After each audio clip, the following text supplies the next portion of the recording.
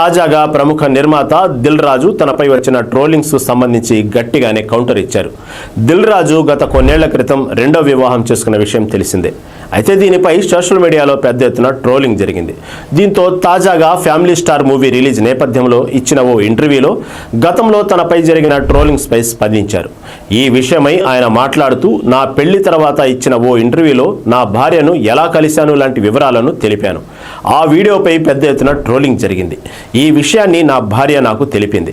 అయితే నేను అలాంటి విషయాలను అస్సలు పట్టించుకోను. తెలుగు రాష్ట్రాల్లో నన్ను గుర్తుపట్టేవారు 1 కోటి మంది ఉంటారు. నాపై కామెంట్స్ చేసేవాళ్ళు 10,000 మంది మాత్రమే ఉంటారు అని చెప్పుకొచ్చారు.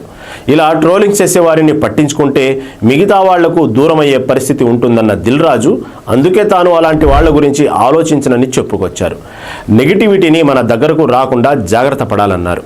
అవన్నీ వచ్చిపోయే మేఘాల్లాంటివని, తాను మాత్రం ఆకాశం లాంటి వాడినని చెప్పుకొచ్చారు.